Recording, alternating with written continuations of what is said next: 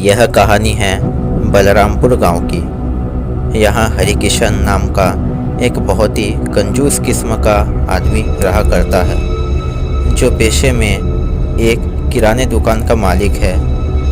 दिन भर दुकानदारी से जितनी भी कमाई होती है उसे हरिकिशन एक मटके के भीतर रख उस मटके को कहीं छुपा कर रखता है एवं इस संचित धन को वो कभी खर्च करने का सोचता भी नहीं था।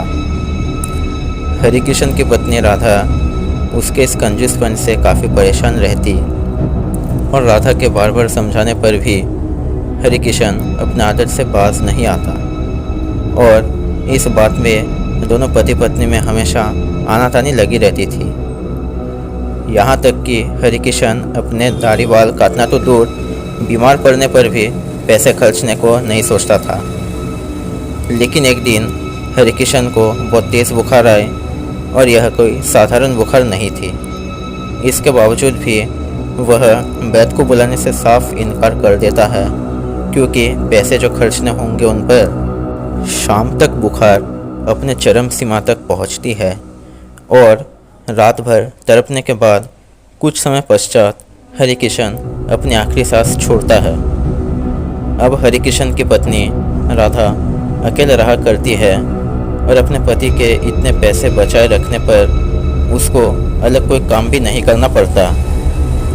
एक शाम को राधा के दरवाजे पर दस्तखत होता है एक 7 साल के बूढ़े का, जिसने फटे कपड़े पहन और हाथ में एक लाठी लिए खांस रहा था।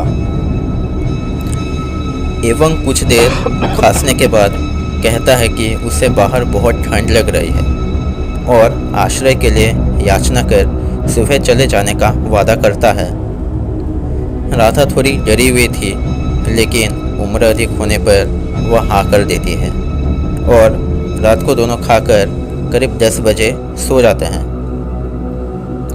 घड़ी में 12:30 बज ही रहे थे कि कुछ आवाज़ों ने राधा की नींद खोल दिए और वह देखती है कि बूढ़ा आदमी के सोने की जगह खाली है और वह डर जाती है, क्योंकि कमरे में इंसान नहीं बल्कि एक कंकाल था और वह कंकाल हरिकिशन के पैसे से भरे मटके के पास जाकर मेरा मटका, मेरा पैसा कह कर चिल्ला रहा था। राधा डर के मारे धीरे धीरे भागने का कोशिश कर ही रही होती है कि वह कंकाल तेजी से भागकर दरवाज़ा बंद कर देता है और धीरे धीरे राधा की तरफ आगे बढ़ते हुए उसने उसके पैसे खर्चने के हिम्मत कैसे किए कहकर अपने पैसे वापस करने का धमकी देता है और राधा एकदम पत्थर सी हो जाती है और बस कांपने लगती है।